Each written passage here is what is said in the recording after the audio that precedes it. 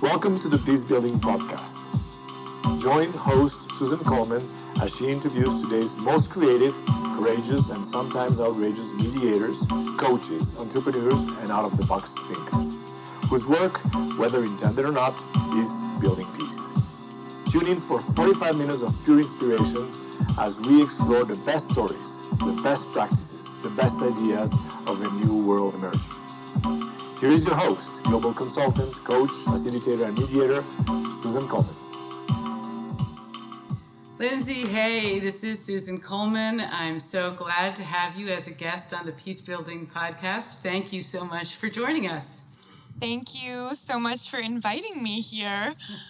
It's really a pleasure. I have Lindsay Cornelio, I'm pronouncing your last name right? Yes. Cornelio.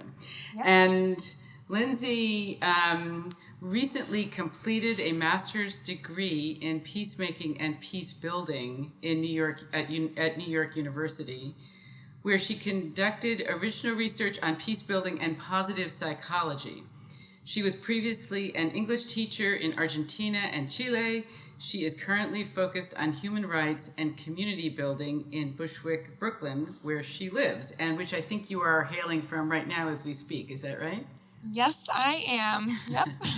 And Lindsay has she ended up getting an MS in peacemaking and peacebuilding from NYU, and is a consultant to UN Women, Peace and Security. Is that all? Yes. That's all right? Yes. Yeah, yep. that's, and you are, well, I don't ever know, you're in your 20s, somewhere in your 20s, a young, bold woman who has put a stake in the ground around peace building, which is really moving to me and really interesting. And I'm curious about wanting to know more about that. So, anything else you want to say hi, and anything else you want to say about your, just the general bio that I just read? Anything else that you think is worth adding to that? Yeah, well, that was, definitely a good summary of where I just came from and where I am. I come from a psychology background. That's what I did in my undergraduate, and I think, that's definitely why the peacemaking and peace building field felt very sort of organic to me. The very relationship-centric approach to understanding the world and to understanding global affairs. And right now, I'm still exploring that in terms of entering into the peace-building field on my career path, how to use that psychological lens in counseling, in coaching, mediation, group facilitation, and whether or not to go on with a PhD. So I'm just exploring right now a little bit. Yeah, that's really curious to me. I mean, I guess I'm interested in you. Maybe you could define what you think of when you think of peace building. What would be your definition of it, or a working definition? Doesn't have to be the perfect definition, but just how you would define it. So, to me, peace building, which is, something that I still, as you said, working definition, I'm still, constantly evolving this definition. But to me, it's about... well, I think that's fair, because this field is a relatively new field, and being shaped and molded by all of us who are participating in it, I think, is a fair statement. Yes, absolutely, and thank you for saying that. It's definitely, there's a semantic, debate still about what peace building is, and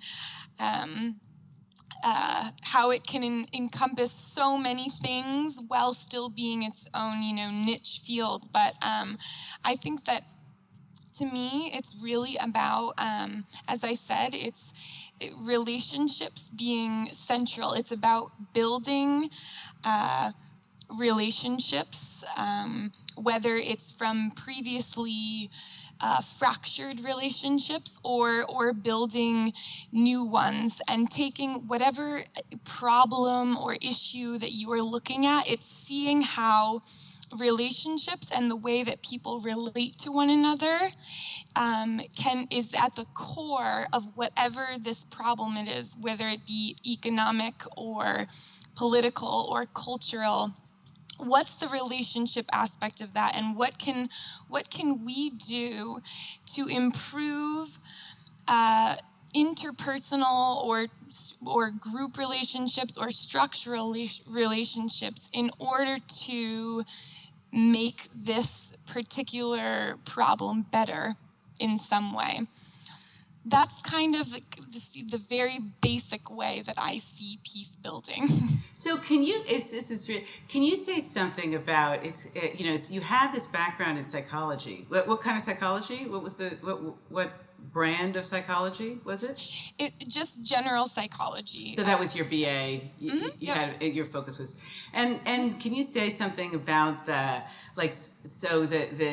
transition from psychology as your BA focus to peace building? What attracted you? What was where did it first get on your radar, and then how did you make the links between your background and I guess what I'm trying to ask is, how did it draw you in? How did peace building draw you in? What was the process? Well, basically, after I finished my degree, I became an ESL teacher. I had started to work with Burmese refugees when I was in Vermont, still in school, and I started developing in Burlington, right? Because Burlington, Burlington's an amazingly diverse city, right? Because it has huge numbers of what do they call it as a city? It's a refugee resettlement That's right. area. Yes. In the middle of Vermont, where you would least expect it. Right. So I was doing that and started doing some traveling, and it opened up this. I want to do something in global affairs. I have to. I was teaching in Argentina and Chile for a little while, as you mentioned, and I said, okay, I'm going to do something in international development, something humanitarian, and I went into this global affairs program as my master's degree without knowing exactly what my concentration, what my niche would be, and I ended up taking some courses in peacemaking and peacebuilding, which is a concentration at NYU's Center for Global Affairs, not really knowing what it entailed. And I think that once I was in those classes, as I was sort of alluding to earlier, the discussion that got down to, looking at the world and looking at a conflict in particular, from the way that people perceive one another. We started talking about perception and the way that people interact with one another, and peace-building interventions that involved dialogue and basically I really connected to this idea of trying to solve issues of conflict or political violence or development by changing the way that people perceived and behaved towards one another. Amongst other things, because the peace building field, often when we do a conflict assessment, it's holistic. That it's about looking at the social factors, political factors, economic factors. But I felt very, very much connected to that emphasis on basic human interaction. That's really beautiful. But I'm actually interested even in going back a little further. How if you it's always interesting to ask people, what do you think the seeds in your growing years, where were the seeds that were sown that had you attracted to global affairs and then to psychology and then to peace building? Could you say anything about that? Like, where did you grow up? What were the influences that actually made this something that, I saw you just now, I'm looking at you. I know the listeners can't look at you, but when you started talking about global affairs, you just lit up, And so what were those seeds that got planted that got you drawn in that direction? I think that definitely my family always, they brought me up to be very compassionate, to think of others, to be a good listener, more than a good speaker. Not that they didn't encourage me to vocalize my thoughts and be confident. Yeah, you said you do public speaking, it sounds like. Yeah, definitely not professionally, but I would say I'm comfortable if I have to do it.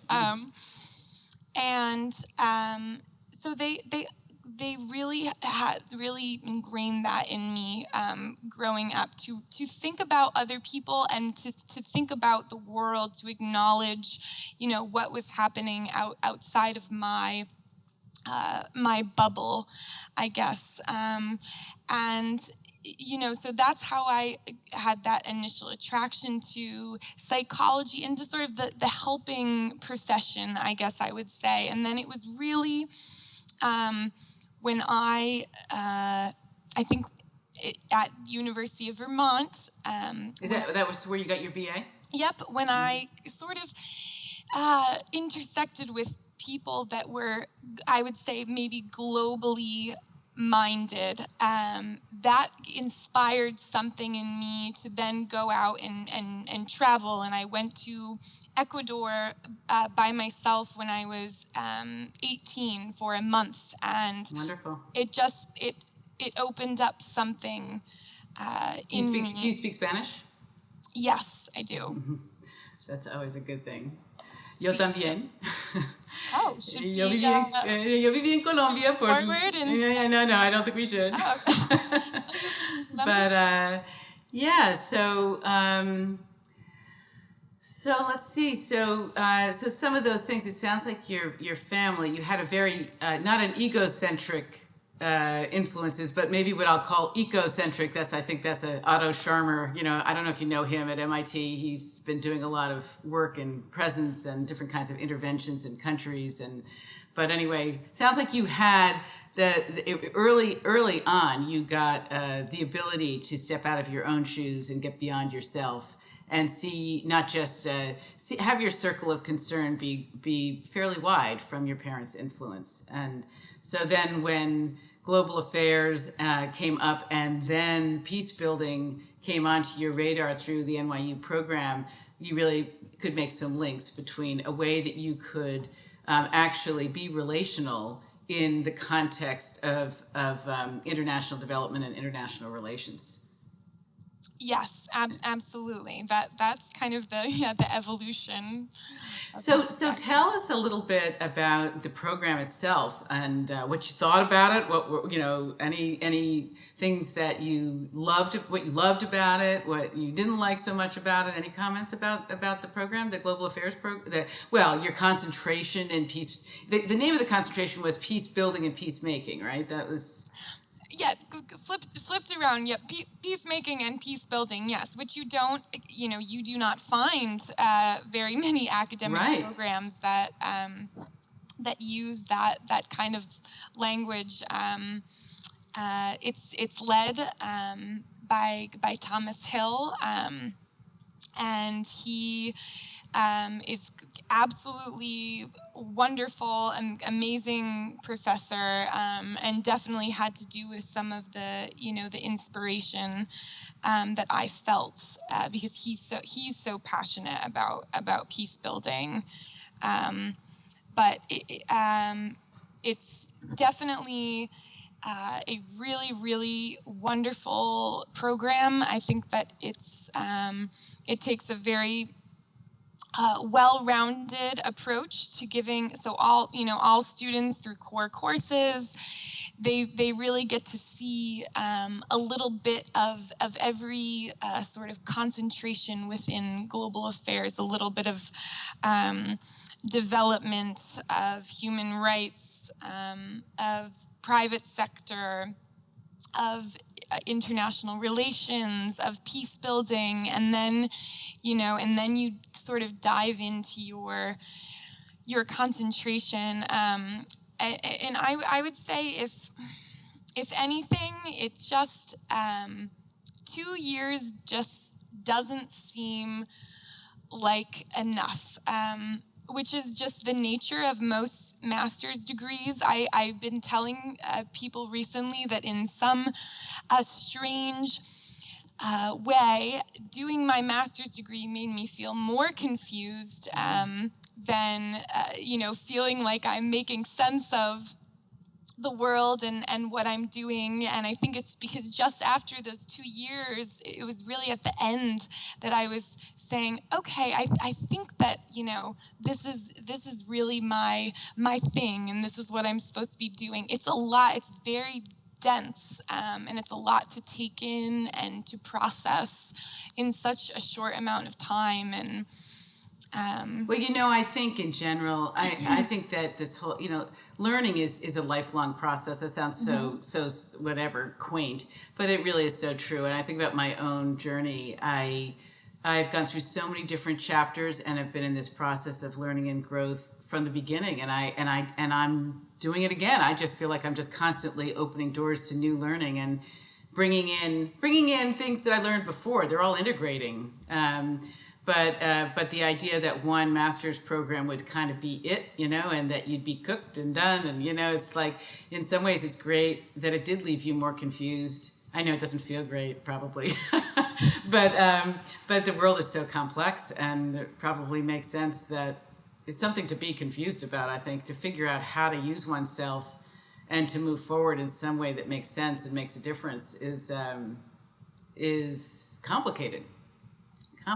And good for you for just being in the fire. I mean, I like Brene Brown.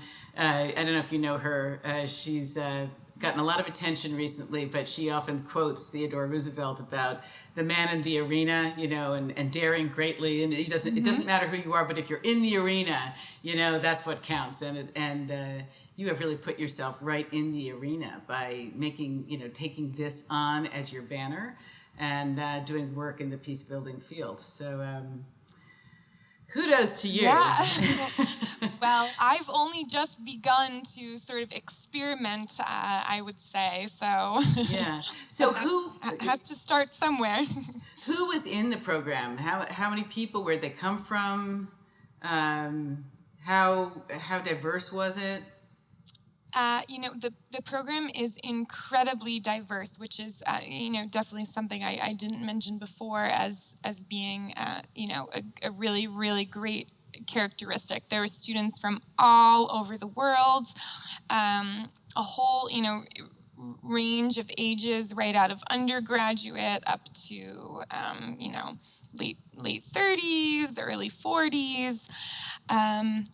And there were, in the Global Affairs program, around a couple hundred students in the program, and then each, in our own concentrations, a slightly smaller group. So super exciting. So, okay, so I want to get, just because time, it's always, these podcasts, you kind of have to pay attention to it, and it just moves on. I asked you to think about a piece of work that you have done that you'd be interested in sharing with the listeners, or two, whatever. And I don't know exactly. I have some idea what you're going to talk about, but not exactly. And and I know you did. You started doing some work as part of your master's program, but I'll let you tell the tale, or whatever you want to talk about. I'm all ears and really looking forward to what you want to share. Okay, well, I have a lot to say, so feel free to please jump in whenever you want to ask a question. So for my well, let me start in saying that in living here in Bushwick, Brooklyn, I definitely, since I moved here a couple years ago, have felt, a pretty deep connection with the community here, and I was, noticing some ways that the community was changing in the midst of gentrification, which I was part of. Actually, maybe you could back up and even say, because listeners are from all over the place. Yes. So where is Bushwick? How who is Bushwick in the context of New York City and of Brooklyn? Could you say anything about that, just to orient us to what neighborhood you're talking about? Yes. I'm sorry. I'm getting ahead of myself. So it is a neighborhood in northern Brooklyn, and it changed. And Brooklyn is one of the boroughs of New York City. Brooklyn is one of the boroughs. Yes. Yeah. Here I am again. That's okay. Jumping ahead. So yes. So please stop me. And this neighborhood, for the last 30 some odd years, has been a predominantly lower income neighborhood. And it's also been, for about 20 years now, predominantly Spanish speaking. And right now about 70% of the population speaks Spanish in this neighborhood. And as most of Brooklyn, well, I shouldn't say most, but a good portion of Brooklyn now is gentrifying. Their higher income residents moving into many of the neighborhoods that were previously predominantly low income, and there's all sorts of cultural displacement, residential displacement, and also good and bad effects. There's development, less violence in many areas. There's good and bad things happening here with gentrification. That's a whole debate in and of itself. But things are certainly changing, and that's what's occurring right now in Bushwick. It's definitely rapidly gentrifying. And so during my program, my master's degree, when it came time to do my thesis, I wanted to do something in my neighborhood. I felt, as I said, I felt very connected to the neighborhood, and I wanted to do something that I could really dive into. Not that there isn't value in going to another country for a short period of time, but I wanted it to be something more sustainable. How often, by the way, do you speak Spanish daily? I mean, how often each day or each week are you finding yourself speaking in Spanish in your neighborhood? I speak it a little bit every day, I would say, just here on the street at the bodega, and then I participate in a couple different community-based organizations where during a weekly meeting I'm conversing entirely in Spanish. So yes, it's very prominent language and culture here, absolutely. So I decided essentially to for my thesis, look at the peace and conflict dynamics around gentrification in my neighborhood, sort of looking at how the longtime community and the newer residents were sort of perceiving one another and interacting with one another, sometimes which would be about socioeconomic status, but also sometimes about race, some, generational differences too, gender differences as well.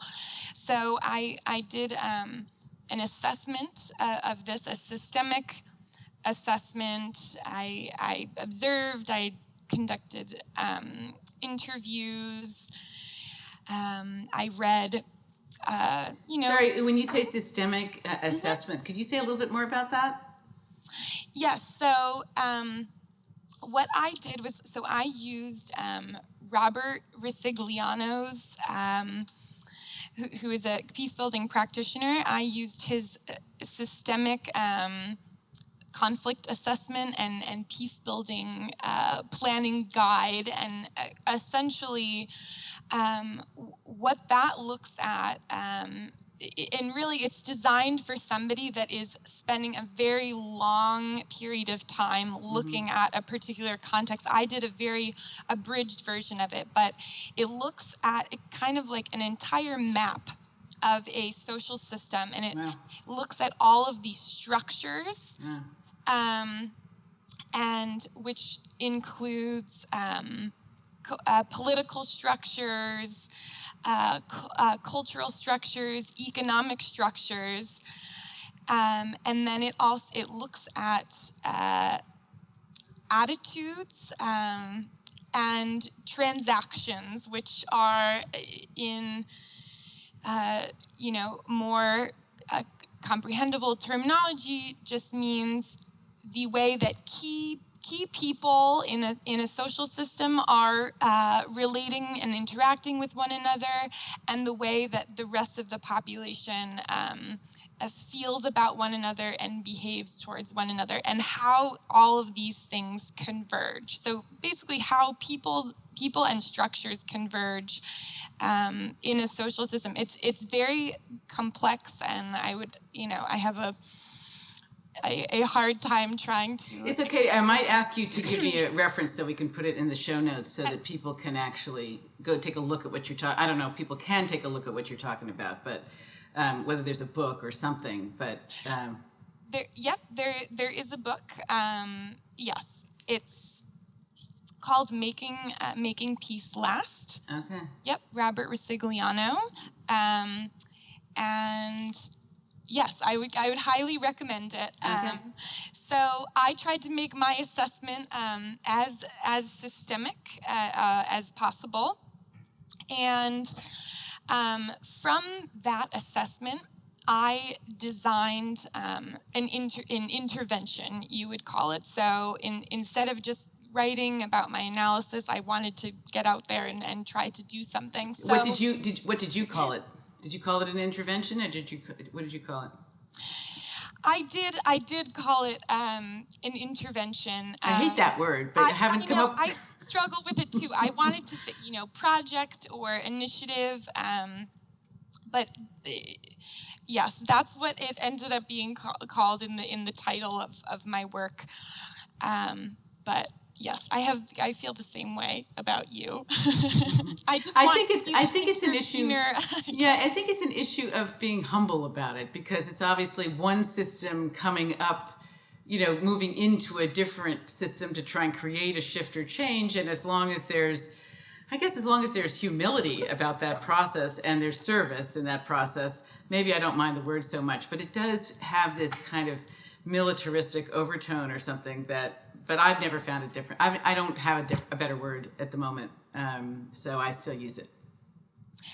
I'm completely, on the same page as you, and I guess I would just say I call it my project. That's really I don't know, but so what I did, and I guess that what I'm excited about in this project, as you mentioned in my bio, this was designed, aside from using the Risigliano's systemic assessment, I designed my project using positive psychology theories. So I used primarily a theory that's called intentional change theory, which was developed by Richard Boyatzis at Case University, and another interrelated theory, appreciative inquiry, which you're probably familiar with. David Cooper-Ryder. Yep. Also at Case Western. And when they come together in their basic form, they say that human beings basically learn and connect with one another more greatly through positive emotion than negative emotion. That would be how to summarize them My together. shortened version of this is you get a lot more with honey than you do with vinegar. Exactly. So, and I was very interested in the intentional change theory, which I'll refer to as ICT sometimes. It actually explains this through the activation of the parasympathetic nervous system when we have positive emotion, which increases learning, creativity, receptivity, motivation. Parasympathetic is the involuntary or the voluntary? I always get them confused.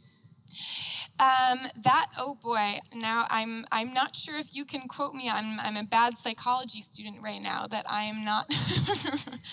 Not to worry. Maybe it's a digression, not important. But we know there's the sympathetic and the parasympathetic, and one's voluntary and one's involuntary, and yeah. Yes, yikes, you got me. Okay. But no worries. This response, by the effects that it creates, it changes how people interact with one another. First, because they're more open to learning from one another and about one another, but also through the process of contagion and sharing of positive emotion through contagion, which is essentially when we see someone behaving a certain way that expresses a particular emotion, our physiological response essentially copies the response that their body is producing that creates that emotion. So then we end up feeling that emotion itself. So anyway, when we step back, we look at spaces where there are conflicting groups, where there's war, protracted conflict. There's a much greater, broadly speaking, greater activation of the sympathetic nervous system response, the stress, fear, fight or flight response, which is good for problem solving, logic, but inhibits our connective capacity. So I became interested in designing a project in creating a space where I could invoke this parasympathetic nervous system response and see what it would do for the way that people interact with one another. So essentially, I created a large community event that was called Celebra Bushwick, which means Celebrate Bushwick. This was the main component of the project, and then I also started a small dialogue session called Connecting Community, which was sort of the secondary component of this project. And both of these spaces were built, through their activities and their format and their design, and then in the dialogue, in the questions that were asked, to create this positive emotion, and in particular through feelings of active appreciation of who the community is, and also active creation of who the community wants to be. So aspirational. Yes, absolutely, yep, exactly. So, and this went into in terms of the event. There were all different community-based organizations that set up at the event. There were different tables. There were 22 organizations. Did you organize this all yourself? Yes, I'm sorry. Yes, I did organize. I've never planned an event before, and I organized this. I had 22 organizations participate. How did you get them to come? How did you convince them to come? So it basically took me a lot of emailing and reaching out, but that was what was really the most successful, was going to places myself. And when I would speak to one person, they would connect me to another person, and I would go to that person myself. I had some success through the emailing, but it was really in going and talking to people, right? Having that real face-to-face interaction, and so probably the best in any community, and super the best in a Latin community. If it was majority, the majority was a Latin. It was a Latin neighborhood predominantly. The folks, Yep.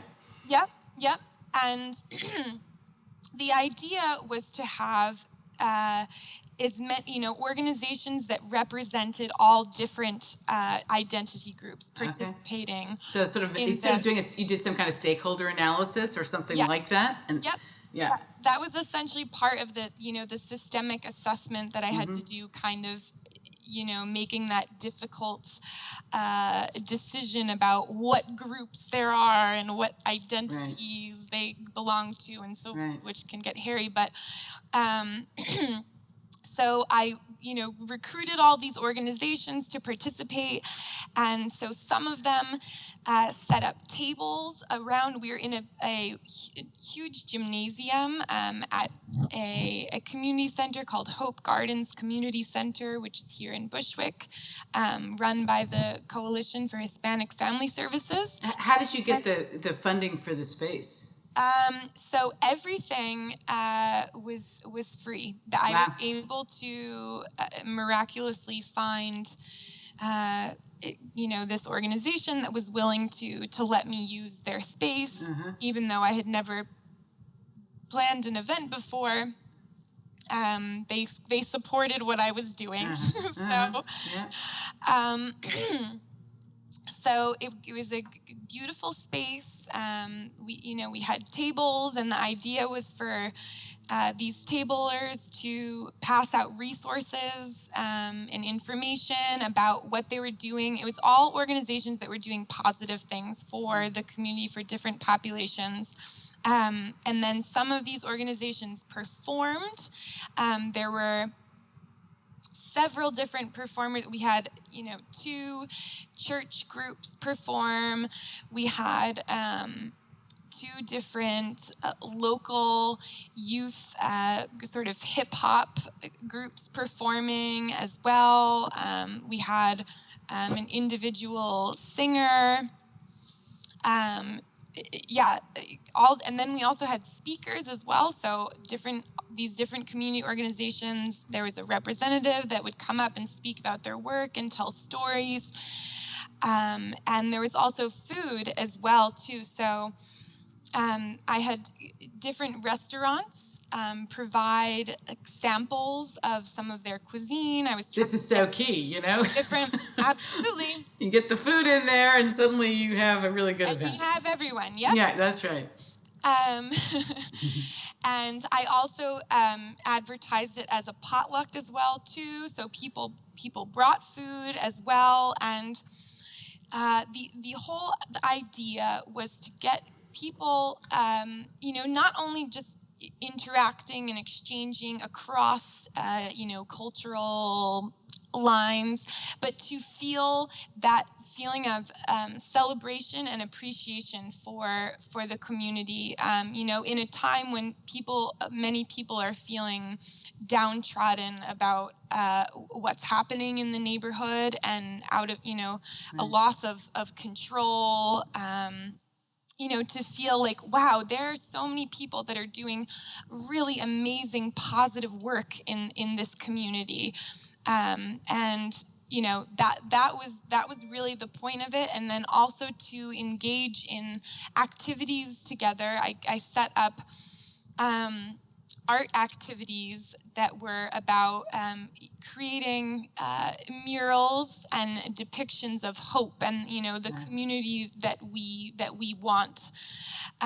What's really moving to me about this is that, of course, when there's diminishing resources and there's more competition, we know that different people with different identities, they tend to get pitted against one another, and often end up in identity group conflict. And you sort of went through, and at a time, I mean, I'm assuming that's what was going on with the gentrification, but you basically did exactly the opposite. You brought together all these different stakeholder groups of different identities. I don't know if they were broken down exactly like that, and you started weaving threads between all of them, or bringing them together so that they could break bread together, connect with each other, be hopeful together.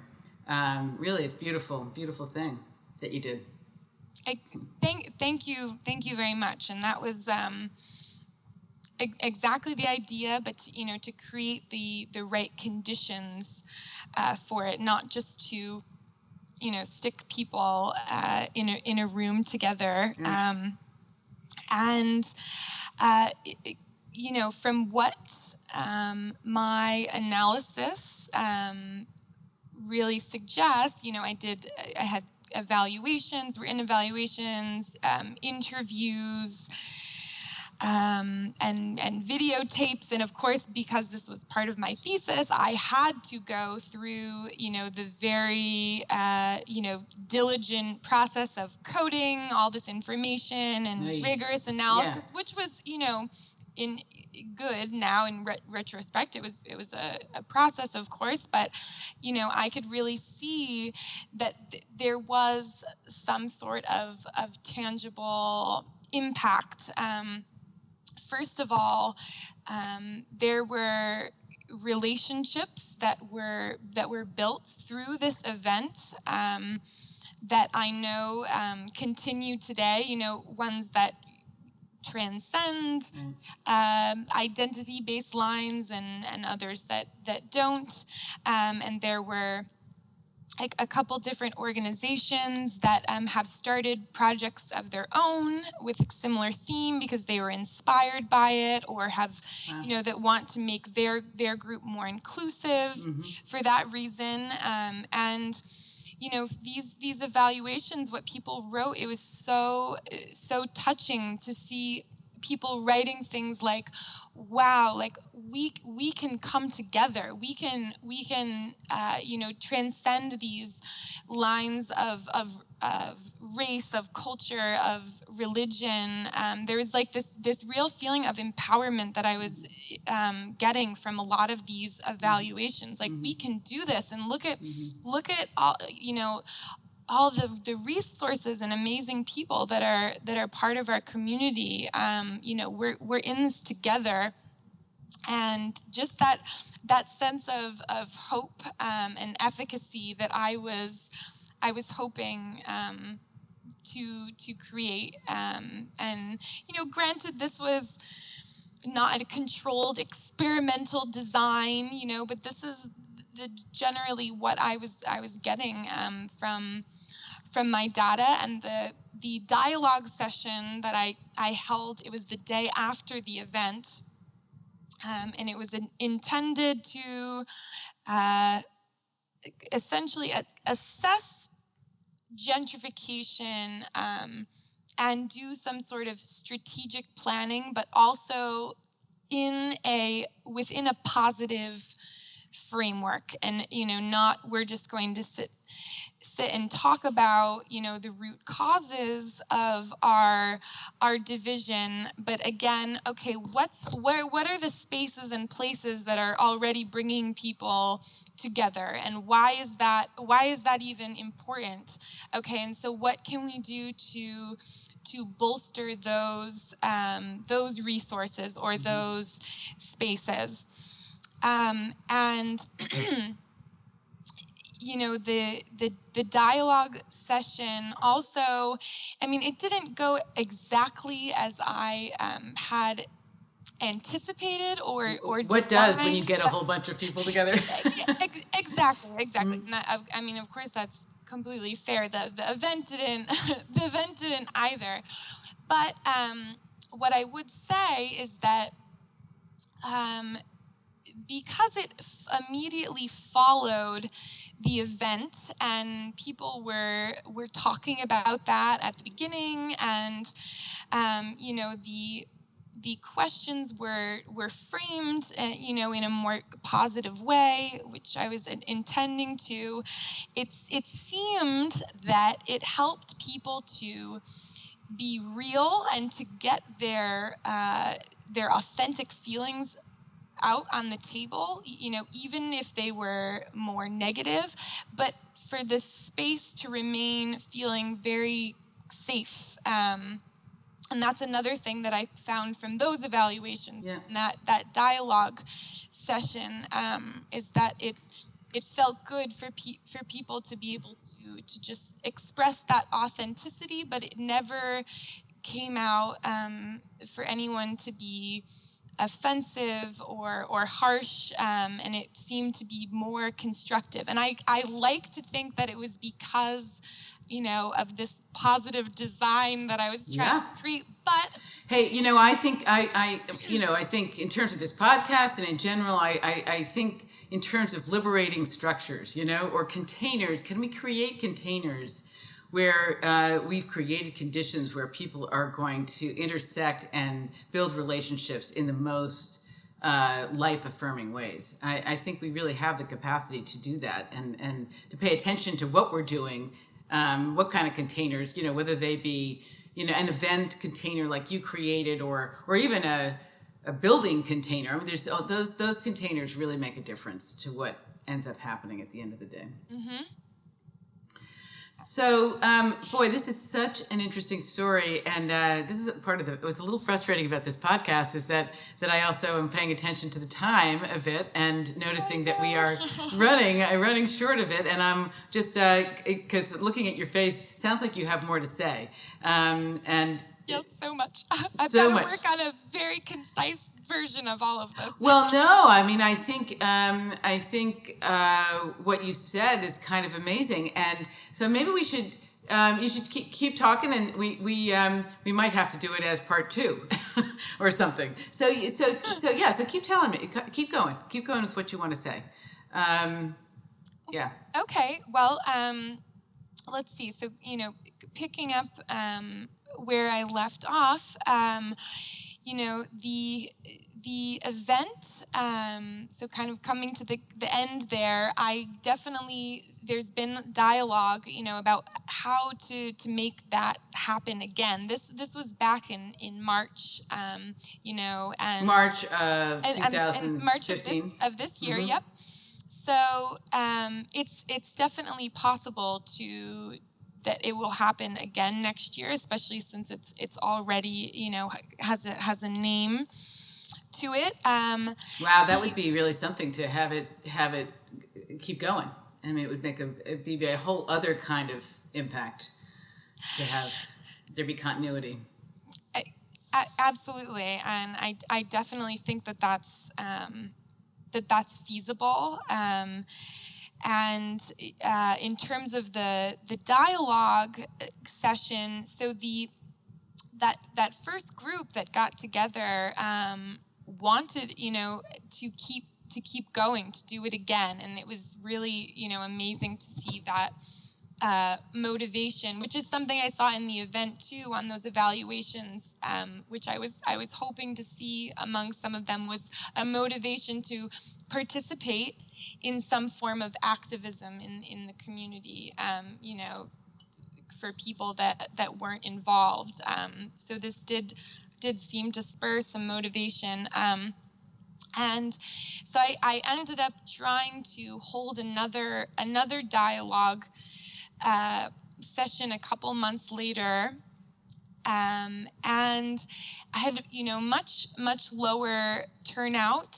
And I would say, definitely I'm learning lessons about outreach strategies. I really didn't do quite enough outreach for that, and I'm stepping back and thinking about why is that? What's a way to incentivize participating in something like that? Something that's not, a free, fun, celebratory event is going to be a little bit different than an event where we're sitting and discussing something, and how to make that even more inclusive. That the dialogue group was diverse, but it wasn't as diverse as I wanted it to be. By the way, did you ever use the word peace building or in your interactions with the community? You know what? It's funny. I did sometimes. I found that really at first, when I was presenting my idea before all of this came to fruition, I was using the word peace building, and I was using peace building jargon a lot, and I found that it was just so foreign to some people that it was more confusing to them than being productive, and I had to keep changing my language and simplifying what it was that I was saying. And it took a lot of practice and mess ups and kind of turning people off. What is she doing here? Peace building, what the hell? Right, and conflict assessment, and it was. So I really had to kind of change. I didn't really use that language as much anymore. It was more, community building, cross-cultural exchange, and things like that. So anyway, I'm currently sort of in the midst of figuring out whether or not I want to, the event is another thing, but if I want this dialogue group to continue to try to meet, do I want to, to restructure it? Is there value? One of my big questions, is there value in just discussing something, or does it have to be productive? Can the product be just the discussion itself? How much does that get done? Should I sort of fuse it with, there's other projects that are happening that are similar, and I'm a big proponent of, as a peace builder, I guess I don't want to go somewhere and set up shop without, saying what's already happening here and how can I maybe support or add to it, rather than always trying to do here's my own thing that I'm starting. That's part of doing a conflict assessment. Hey, Lindsay, what would you say is the difference between what you're doing and community organizing? Well, I guess that from what I see often in community organizing, the objective of community organizing is to bring people together to tackle a specific problem. And for me, I guess peace building would be different in that it's bringing the community together in order to bring the community together. That's the purpose of it. I don't want to say bringing the community together because that's the problem, because it's not I don't want to frame it that way, but it's the process of bringing people together is just as important as the outcome. I see it as more of a process oriented approach, and there are many, I don't want to generalize, but many community organizing initiatives that sort of bring people together that are being affected by something, and then they kind of pin themselves against whoever they think is causing it's more adversarial. And I don't want to say that about every group, but I do notice that a lot in the community organizing that I see around the city. It's very okay, we're in this together, and they're the sort of the enemy. So you assessed some of the impact, but now, like, it sounds like this might be an organic place to go to. What worked, what didn't work, what you would do differently next time. Does that sound like a place to go? Yeah, absolutely. So I would definitely say, well, I would start by saying that there was one of the of course, the challenges for me, and this is very,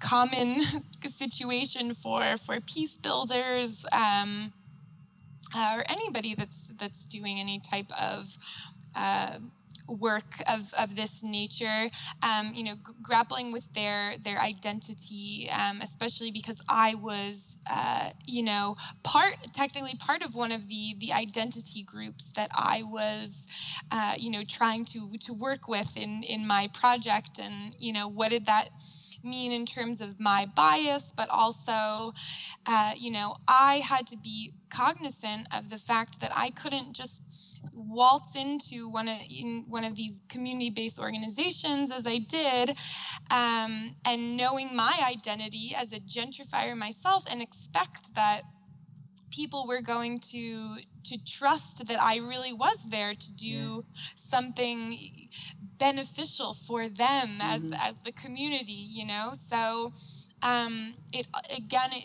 language, it took me many tries to get it to frame it, sort of in a way that got my message across. And I can't even say that it always did. I was at one meeting, for example, at an organization, a Latino rights organization, and one of the lead organizers said to me, we were just sitting around and we were allowed to ask each other questions. She said, "We have so many students," this is in Spanish, young people that come, they observe us, they take their notes for their research, and they leave.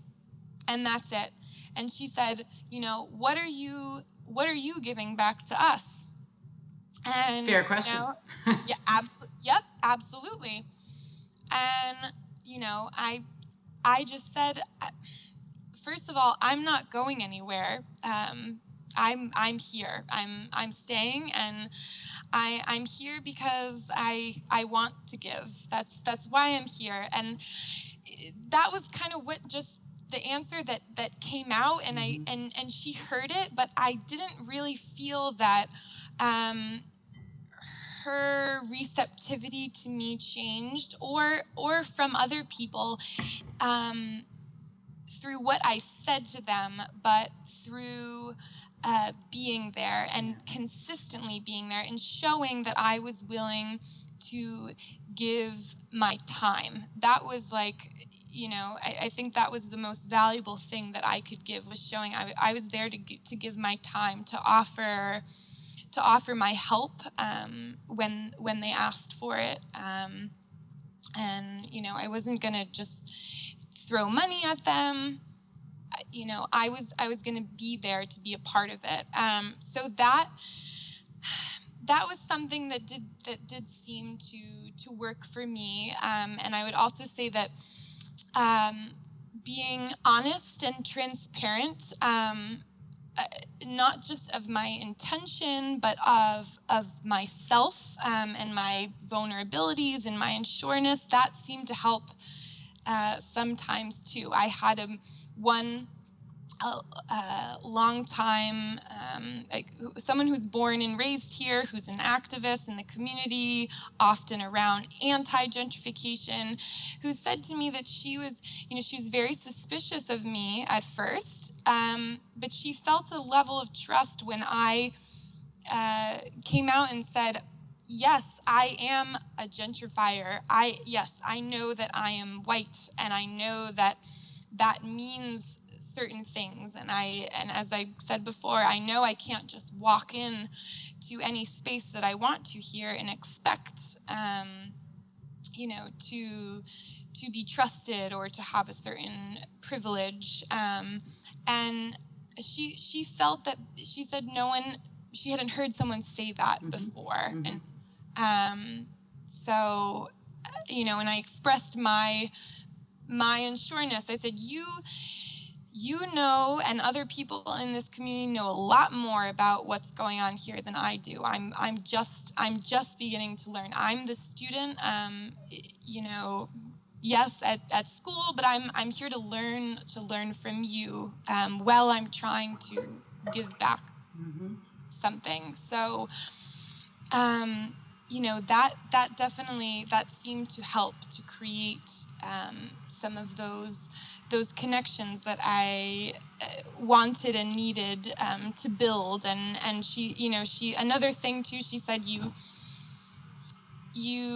came to kind of build with us rather than around us, which is what I was trying to do, as I mentioned earlier, to enter in a way that looked at what was already going on around me, to really enact the conflict sensitivity principles and the appreciative principles that I was preaching in my research, to see what was already happening that was good around me and try to be a part of it through my project rather than, imposing something completely new and isolated, which is, I think a matter of practicality. It works better, but also a matter of respect and dignity of, what people are already doing here.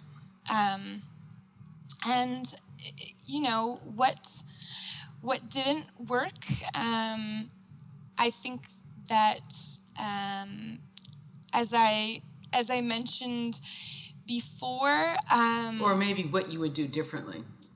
Yes. What I would do differently, I would do an even greater time, kind of assessing and planning how I could make a project like this even bigger and even more diverse, and in a way that creates some sort of structure that's more sustainable. Not to say that there isn't a legacy from this, but I think that a lot of that was the biggest request from my evaluations, was something even bigger. And what could you imagine, like now, when you think about it, like what could you imagine would have been bigger or would have been more sustainable? Well, I think that in terms of the event, again, it goes, the event and the dialogue group, it goes to outreach. I mean, I can't say the turnout was great. There was over 150 people at this event, and there was about 17 at this first dialogue session. But I got myself to thinking, what can I do to get even more people, and to, it was super diverse at the event, but there were still some sort of people from certain kind of cultures and identity groups that I didn't see there, that I would have liked to see there.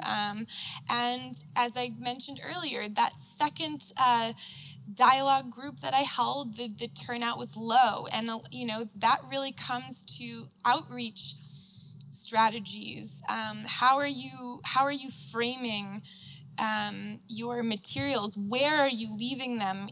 Are you leaving them in cafes where newer residents go, or are you leaving them in laundromats? And it took so much work to get the outreach that I did and the turnout for that big event. So how do I, if I want to have this dialogue session every month, how do I get the people to come when it takes that much, to get people there? And when you have in a neighborhood where a huge majority of the people aren't online, you really have to take that physical time to go drop flyers, to talk to people in person to person, which is it's beautiful and has peace building value in and of itself.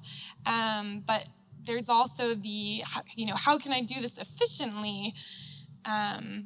Well, and how can you, a question that is sort of the business aspect of all this always is something that I'm asking people is how can you make a living? How can you support yourself? How are you supporting yourself doing this? Are you getting grant? How's that working? No, everything that I've done here has been, completely voluntary. And I did spend some of my own personal money on the event, which, absolutely, I would do it again. Yeah. Yeah. But that's, you're right. I mean, there's definitely that technical part to this. If I would, if I were to do this event again, I would have to think about, okay, what can I do to get grants or, some sort of donor connection? Because we can't just pay out of our pockets for things if we want to make it bigger and right. more systemic the next time around. Right. So... So that's my vision question. I think I told you I was going to ask a money question and a vision question, and the vision question is so do you want to do this? So would you do this? It sounds like you are wanting to do this again. You are wanting this to, what's exciting you now? Like what's exciting you as you move forward? Either about this project or about peace building in general. Well, so I'm currently involved in volunteering at community-based organizations here in Bushwick, and I'm also involved in a couple other projects that do kind of bridge these sort of identity lines. So I'm at that point of, okay, do I just keep kind of dabbling in other projects, or do I, as I said earlier, do I try to keep building this thing of my own? But I feel I'm trying to carve out a career for myself right now, and I'm looking for a job where I can continue to do this kind of work in some capacity here in Bushwick or around this city, and it might not be called peace building per se, but it might be something else. But it will have the relational component. It will have, rather than the advocacy component, it will have the component of bringing different stakeholder groups together so that you're actually weaving threads between them and building relationships between them. Yes, that's what I would like. That's absolutely what I'm passionate about. But it's that language and field I'm seeing as being more, it's acknowledged more in the international community now, and just recently. But I'm not seeing, for someone like myself that wants to do more local peace building work, not through the UN or the federal government. Where is my place to be a peace builder, to do as you just said, to find a job where I can weave these relationships? I think I have to get creative, and I think you have to create the job. Create the job and get an organization to realize that they need to fund you to do it. And I bet they're out there. Because it's incredibly valuable. What you're doing is incredibly valuable, and it's got a different flavor from more advocacy kinds of organizing. It's a very different kind of thing. So it's I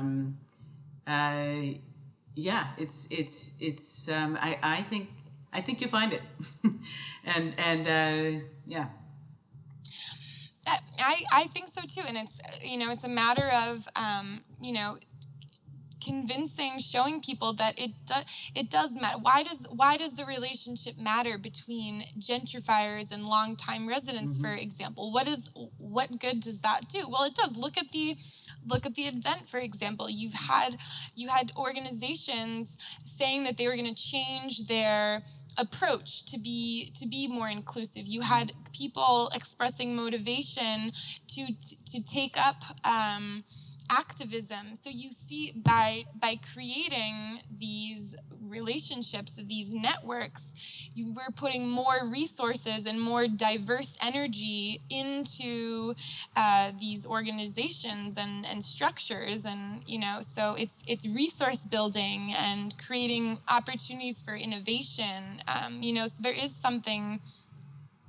something really valuable about it. So, so a closing question is the peace building field is a pretty new field, really. I mean, I don't know how many years you think it's been alive under the banner of peace building, but what would you say? Like, well, again, it's kind of like a terminology thing, but I think like Galtung sort of started it in the 70s, right. And then it was the word peace building, I believe, was used at the UN in the early 90s, and then you had the Peace Building Commission created at the UN in 2000 or the early 2000s, I think.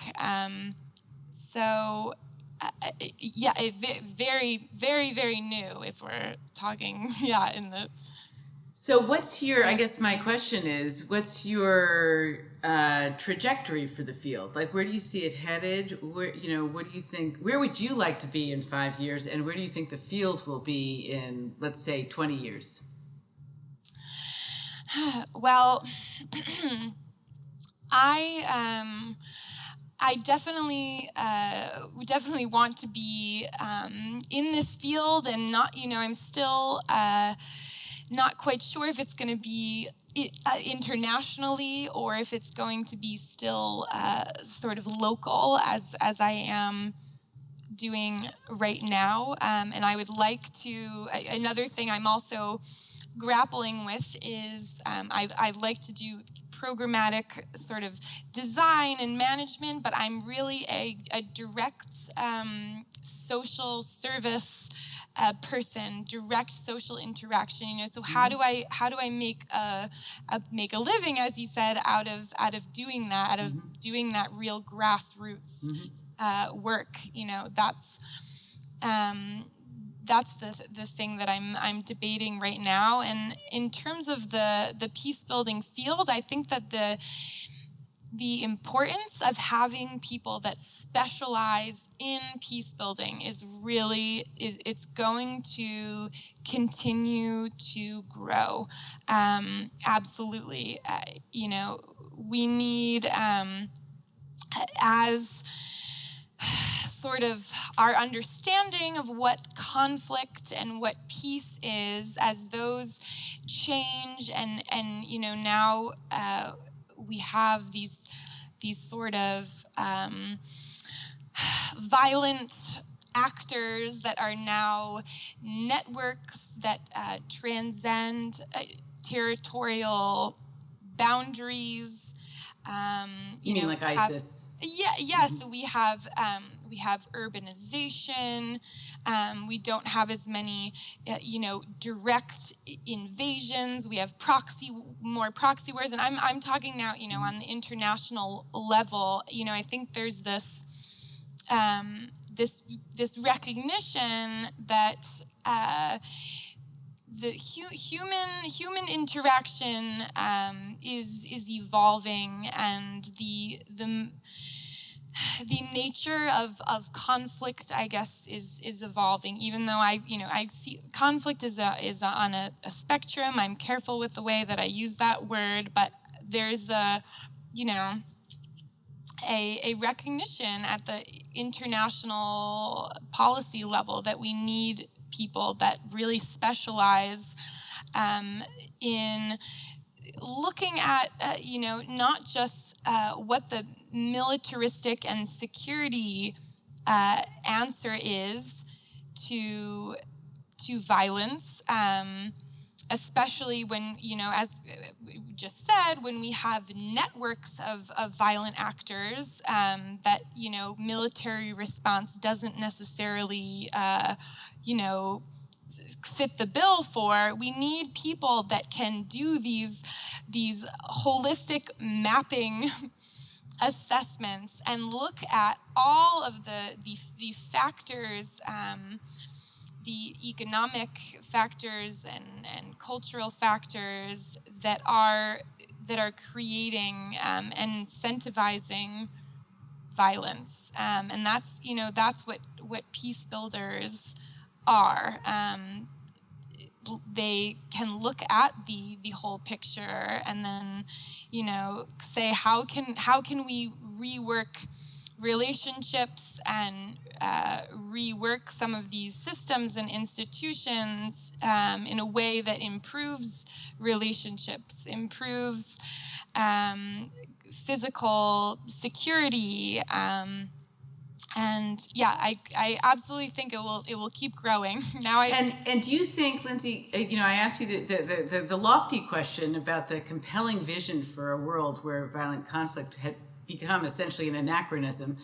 What do you think we do with ourselves? I mean, why is this? Do you have a vision that you could share with the listeners of where we could be headed with this? Like, what could a more peaceful? Why aim for that? I mean, I think you kind of have to have a compelling vision, and I know it could sound quaint to even describe it, but I'm curious about your vision for something that really compels you about a more peaceful world and what we would do with ourselves. Would people be bored? Would they be engaged? What would it be like?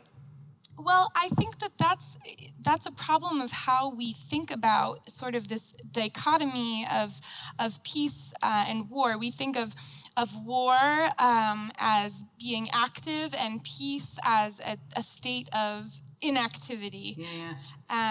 And I think that really what peace means, and I'm kind of taking a little bit of a definition from Robert Risigliano, is healthy levels of human development. So it means constant growth. It means collaboration, exchange, the sharing of resources and knowledge across lines of diversity, which is what really leads to true innovation, and that leads to bigger, better, more profitable structures and resources.